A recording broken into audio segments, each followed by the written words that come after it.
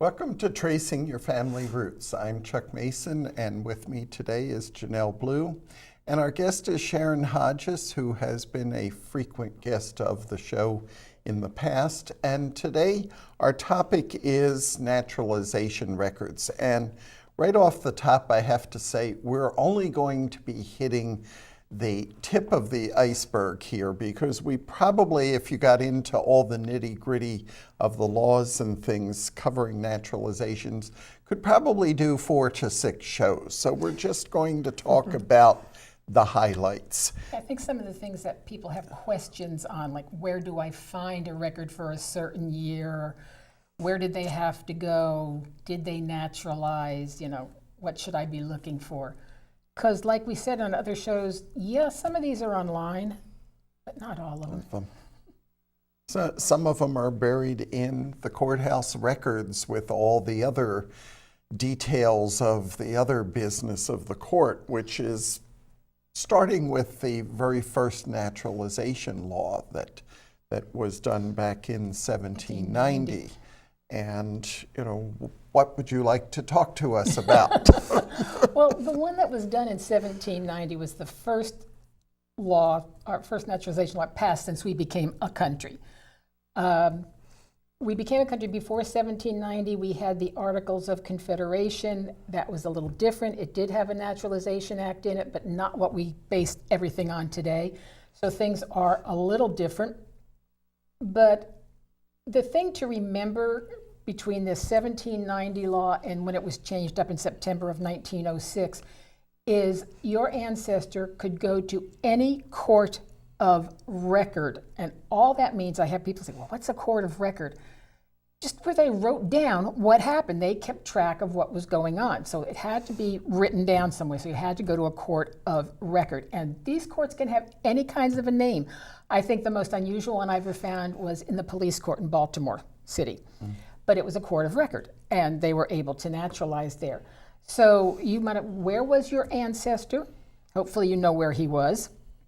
And if you don't know where he was when he did what were called the first papers, making his intention to become a citizen, if you can find the declaration, if he did it in a different court, and that's the other thing. He could start in one court in one state, but he could finish in a different court in a different state. All he had to do was prove that he had filed that original declaration of intention and that he met the residency requirements, whatever they were at the time, which the residency requirements for living in the state and in living in the United States.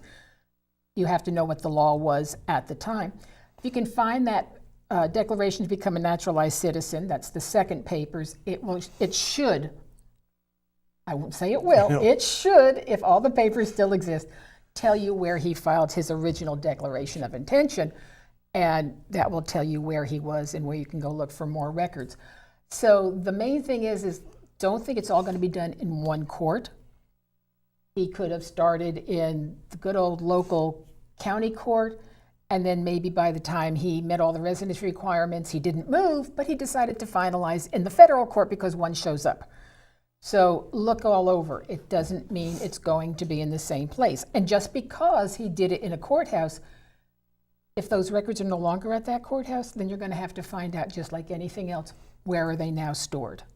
Yeah, and that's one of the things that often I find in courthouse research. When you get back beyond 1900, and sometimes it's even more recent than that, they're not going to be in the courthouse where the day-to-day business today is being conducted. It's going to be in an archive somewhere, and you may not be able to walk in the door. Gloucester County, where I grew up 4 or 5 years ago, was running out of space, and so they sent things to an off-site warehouse.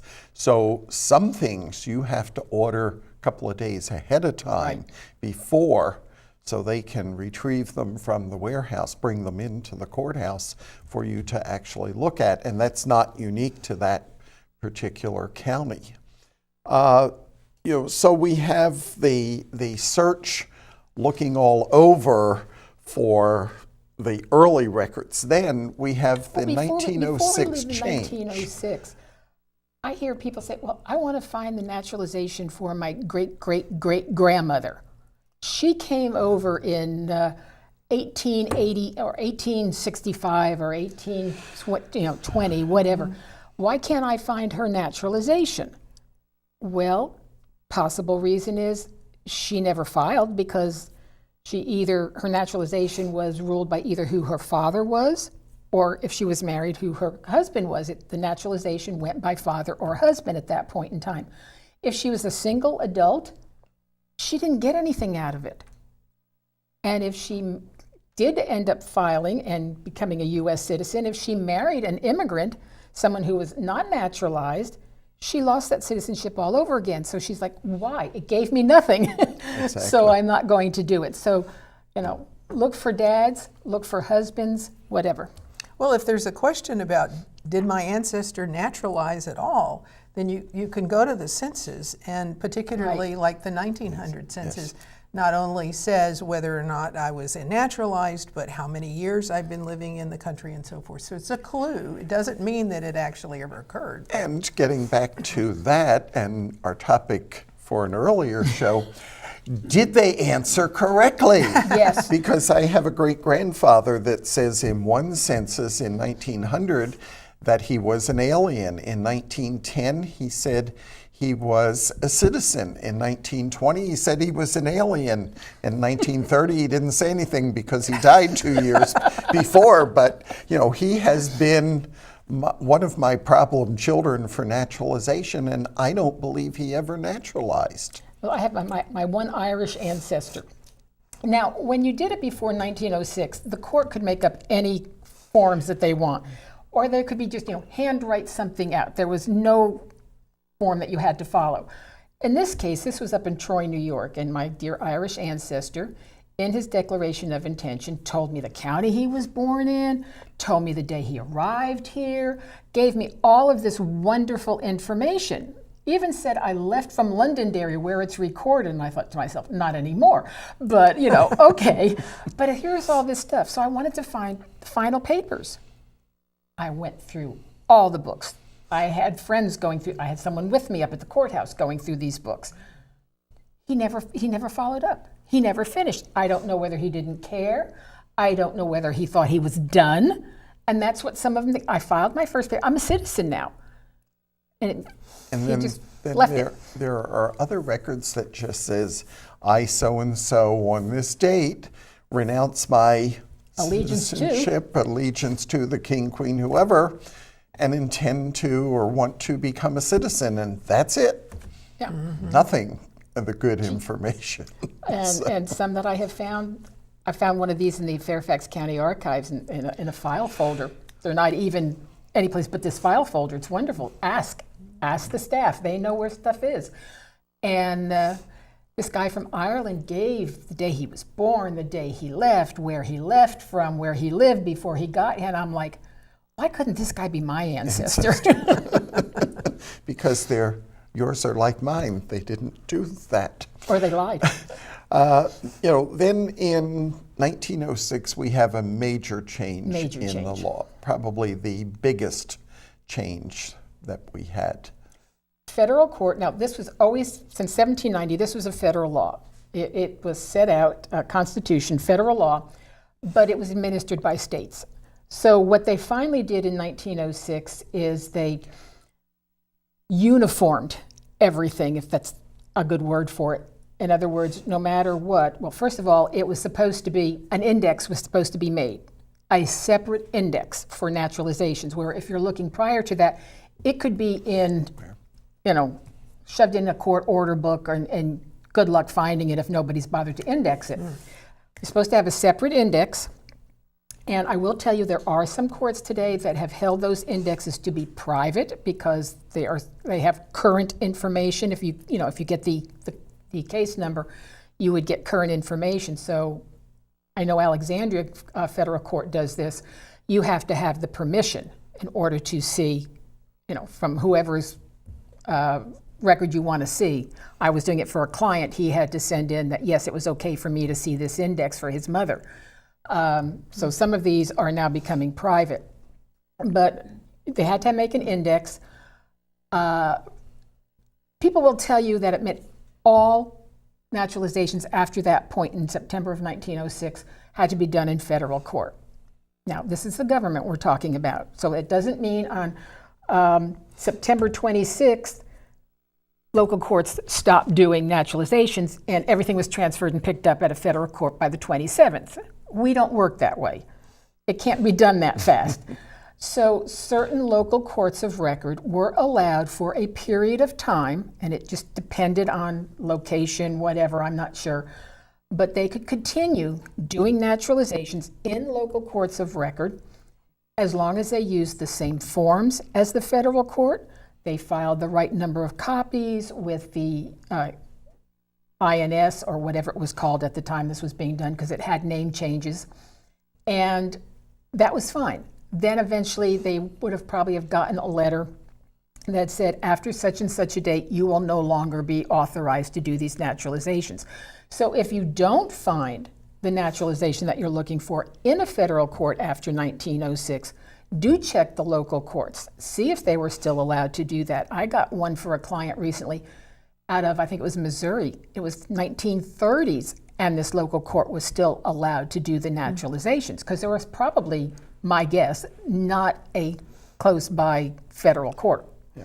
The federal courts are the federal districts, and Right. there are districts, for example, in Pennsylvania, you have the western, the eastern, and the middle, I think they call the middle of the state. So, if you're not in the Harrisburg area or the Pittsburgh area or the Philadelphia area today, it's very easy to get there. But 100 years ago, it wasn't necessarily easy to get there. So you may very well have the local courts. And the other thing I think too, in some cases, the local court said, hey, there's a local court or a federal courthouse that's local enough. Go do it there. We're don't want to be bothered now. mess with this. What was the major change in, or some of the major changes in the laws under the federal court? Because, certainly 1906 was the law, but other things changed after that. After that, well, besides with 1906 using the certain forms, and originally, like say the Declaration of Intention, your first papers, I want to become a citizen, which you could do at any time. You could have stepped off the boat and headed to the courthouse and say, hi, I'm here, I want to become a citizen. That's going to start your residency requirement sort of running. But I'll take that back. That's not necessarily correct, but you can do it at any time you want to. And so that was a change. Originally, before 1906, you did not get a copy of that Declaration of Intention. You did after 1906. So if you went someplace else, you didn't have to go back to the court and say, get me a copy to prove that I filed my declaration. You had it. When you file your Declaration of Intention, you then did not get a copy. This is the one where the court says, yeah, you can become a citizen, we're fine, you've met all the requirements. You didn't get a copy of that. The court kept a copy went to INS in DC, but what you got is that nice certificate of naturalization that says, hi, I'm a citizen now. Now, you, Janelle, in that case, I'm going to say you and Mike, your husband, Mike files for citizenship. His certificate says, I'm a citizen. This is now 1910.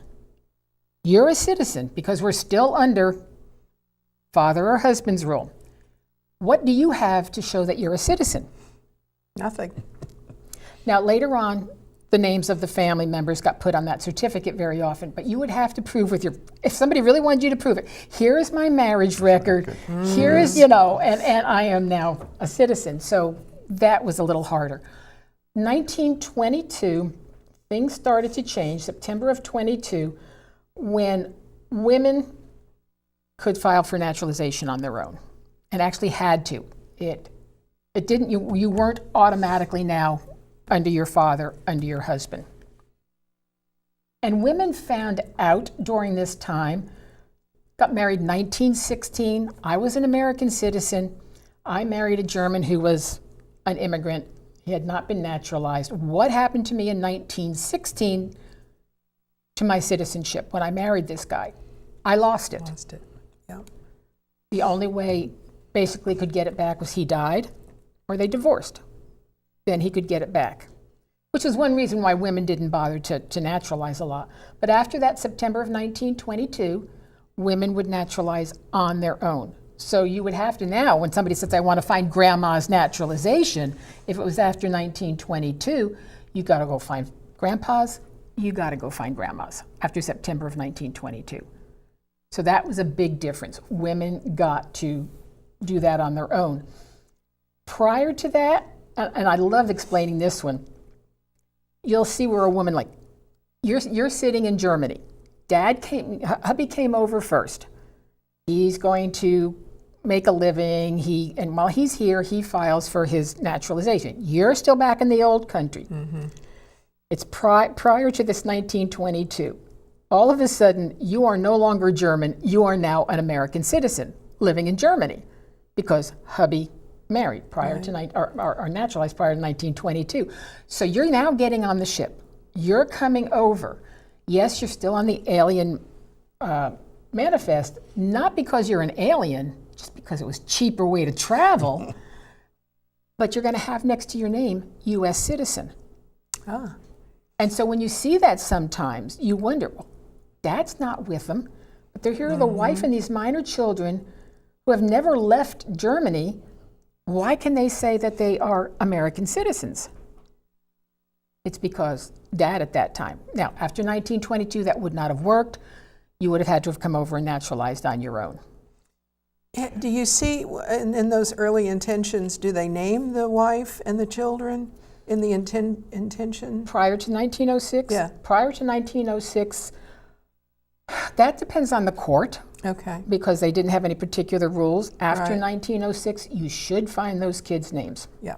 And the wife's name. Up to the 1922, then you won't find wife. Right. And starting in with that 1922 law change, at what age could a woman actually apply for the citizenship? Whatever the legal age was at the time, be it 21, probably 21. probably I going would to be I would 21. need Yeah. to check. As Judy Russell likes to know the law at the time, I would say it was probably 21. A lot of things changed later for 18, but so I'm not going to, don't hold me to that, but I would say that's probably what it was. That's what my guess would have been, but also we also have earlier laws where females could do things at an earlier age than a male, so I didn't know for sure. Yeah, and in whether some we of those might- we're looking at the states made those other types of laws. You know, you could get married at 16 or 18 without consent, but that was a state law. We're looking at a federal law. You know, and over time, I know that the certificates that you're going to find have changed. What can you tell us about the certificates and those changes? The minor change was after a while you're going to see a picture of the person, which is really kind of neat if you've never gotten to see them. And a little scary when you do get to see some of them. But and then some of them are going to have the names of the wife and child depending on the time frame. But I don't care what anybody tells you. My father-in-law had this story that his ancestors, the name was Bloom, and when they got to Ellis Island, the guy kept saying, "What's your name?" Bloom. Like the flower. Oh, flowers. And his name was changed. I'm sorry. Nice story, not true.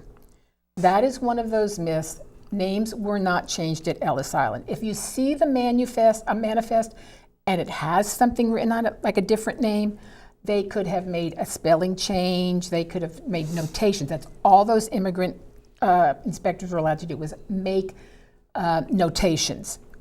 And all those things that they wrote in there all meant something, but they never could change a name. After 1906, you wanted your name changed and you want it shown on your naturalization paper, you had to go to court. You had to have it changed by court. You brought that court order back, and you will see on that certificate that it was so-and-so. It has the new name on it, and then you'll see where it was changed in court. I think one of the misunderstandings people really don't realize is, you know, earlier the ports were small, the staff that was there, you may have people coming in and nobody there speaks the language, but at Ellis Island, they had people that could speak the various languages. A lot of the immigrants that came in earlier actually started working there. And so, it was not a case of they couldn't be understood. So, I've heard the stories where, well, they couldn't understand them, so they just gave them a name. That's not true. Not true at all. It's one of those things. They did have the staff that could speak the language. Also, starting with 1906, you had to prove you came in legally. So what they did when you filled out your declaration, this is why you love these new, you please have my ancestor come in after 1906 because it's going to have all this information. It's going to tell me the name of the ship they came in, the port, the date, the whole thing. Because when they filled it out and they did their declaration or their intention, the court would send to the port, we need you to find in these huge manifest books, which have now been microfilmed and digitized, cleaned up, readable. They had to go pull these books out for that ship, that date from that port. And when they would be found, they would get a certificate of arrival that would be filled out and sent back to the port. The port that said, yes, this guy showed up legally on this particular date on this particular ship, and that would be hooked to his naturalization papers. So sometimes if your record is at one of the branches of the National Archives, you will get the Declaration of Intention, or the intention. You will get the Declaration of Naturalization. It will probably have a certificate of arrival on it. I would not stop there. The United States Citizenship and Immigration Service, part of Homeland Security, predecessor or successor of the INS, has a genealogy program. Just Google USCIS genealogy program. Look it up, because depending on when your ancestor came in, there were going to be other laws. Did they need a visa? What did they, what might they have? Is there a registry file? See what else you can get, because I did this for a client and came back with all this type of information. I did it because this guy's naturalization in New York City, I found a record that said it was canceled. I'm like, well, he got it. What did he do? I wanted to see this huge thing that he was going to be deported. He did something really bad. But he just ended up going back to his home country, took up residency there again, and wanted to take his citizenship back. So, of course, the embassy or whoever in, I think it was Lithuania at the time, notified INS and said, he's a citizen now, cancel his citizenship in the United States. And that was all he was. But there was correspondence back and forth, and there were depositions and questions to be answered that gave you so much more information. Well, and I think one of the big incentives for people, depending on what was going on in the country for naturalization, was going back to even visit. My great-grandfather came from Scotland and got here in November of 1885 and waited until October of 1904 to become a citizen. His sisters came over. They were the ones that went back and visited their brother who stayed in Scotland. They never bothered to become citizens, but particularly if we were at odds with a country and you wanted to go back. I've heard of a number of cases from people who had ancestors who were from Germany, and we were at war with Germany. We weren't playing nice, whatever, and people went back, and Germany wanted bodies. So they literally put them into the military, even a couple of cases where they had been naturalized as United States citizens, but it was an incentive to have those citizenship papers. Because you could get a passport that said, let me out. I'm not a citizen of Germany anymore. I'm a citizen of the United States. Talking about war very quickly, because we're going to run out of time again, a lot of people think because an immigrant was in the Army, they were automatically citizens. Not really. The main thing that I want to bring up is World War I soldiers. There is a Naturalization Act of 1918 that a lot of people naturalized under. if your ancestor was in World War I and he joined as an immigrant, if you want to find his naturalization papers, and these are often kept in separate files, make sure he didn't have to do an intention, that was skipped, but he did his declaration, or he did his declaration to become a citizen, the second papers. Make sure that it refers to that Act of May 1918 or one of its amendments, or he is not a World War I soldier. Sure. It has to be on there. Fold 3 has a list of 1918 World War I soldiers. They've got the declarations on their website, but it's only those that were done in federal court. Those could have been done.